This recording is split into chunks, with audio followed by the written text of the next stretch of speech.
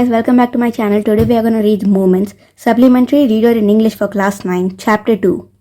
The Adventures of Toto by Ruskin Bond. Have you ever had a baby monkey as a pet? Toto is a baby monkey. Let's find out whether he is mischievous or docile. Grandfather bought Toto from a Tonga driver for the sum of 5 rupees. The Tonga driver used to keep the little red monkey tied to a feeding trough, and the monkey looked so out of place there that grandfather decided he would add the little fellow to his private zoo. Toto was a pretty monkey. His bright eyes sparkled with mischief beneath deep-set eyebrows, and his teeth, which were a pearly white, were often displayed in a smile that frightened the life out of elderly Indian Anglo ladies. But his hands looked dried up, as though they had been pickled in the sun for many years. Yet his fingers were quick and wicked, and his tail, while adding to his good looks, grandfather believed a tail would add to anyone's good looks, also served as a third hand.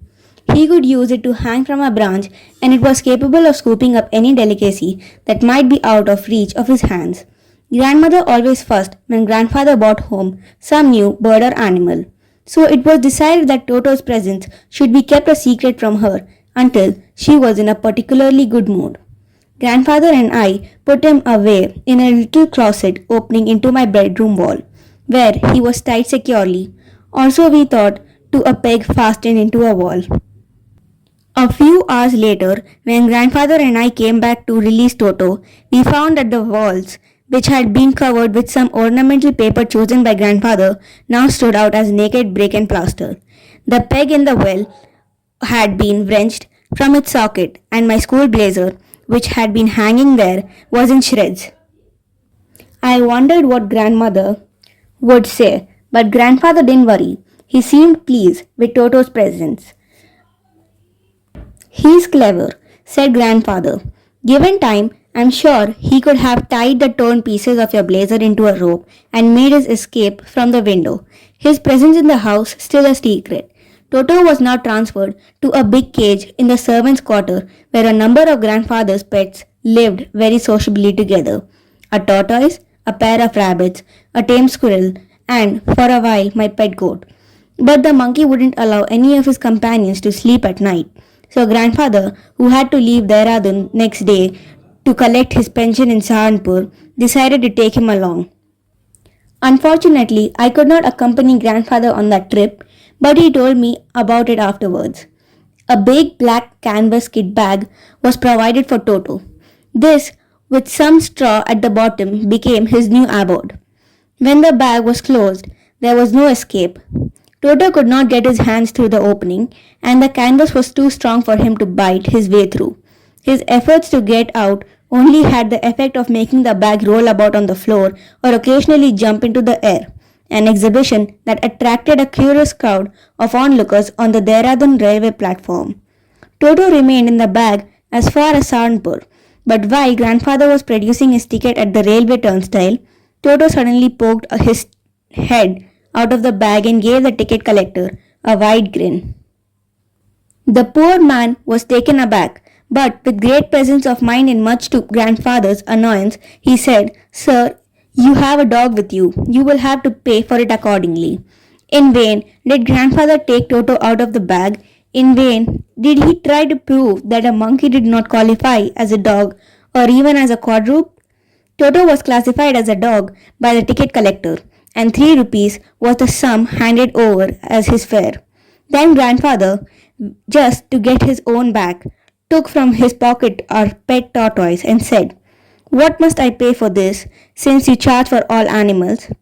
The ticket collector looked closely at the tortoise, prodded it with his forefinger, gave grandfather a pleased and triumphant look, and said, "No charge, it's not a dog." When Toto was finally accepted by grandmother, he was given a comfortable home in the stable, where he had a companion, the family donkey Nana. On Toto's first night in the stable, grandfather paid him a visit to see if he was comfortable. To his surprise, he found Nana, without apparent cause, pulling at her halter and trying to keep her head as far as possible from a bundle of hay. Grandfather gave Nana a slap across her haunches, and she jerked back, dragging Toto with her. He had fastened onto her long ears with his sharp little teeth. Toto and Nana never became friends. A great treat for Toto during cold winter evenings was a large bowl of warm water given him by grandmother for his bath. He would cunningly test the temperature with his hands, then gradually step into the bath, first one foot, then the other, as he had seen me doing, until he was into the water up to his neck. Once comfortable, he would take the soap in his hands or feet and rub himself all over.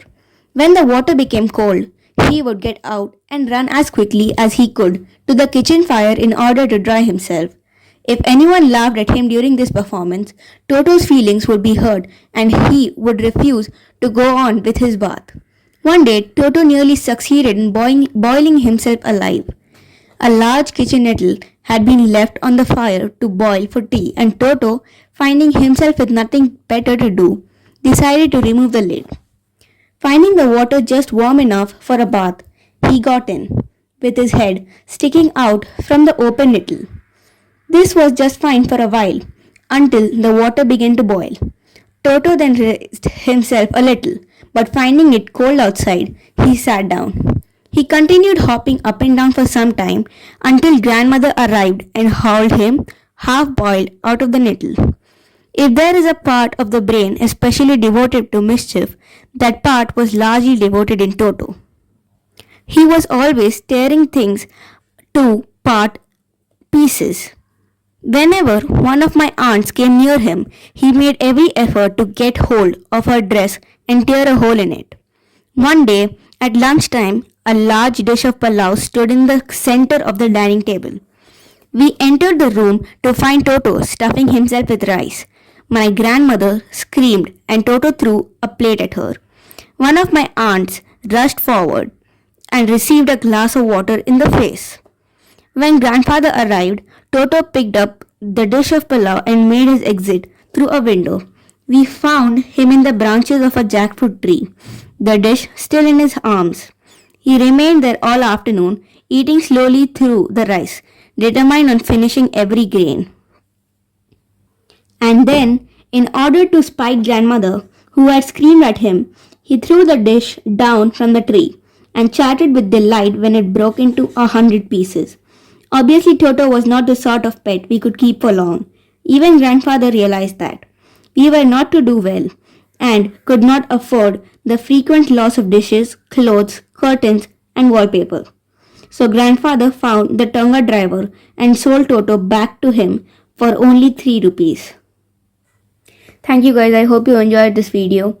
If you want more videos like this, please do like, share and subscribe to my channel.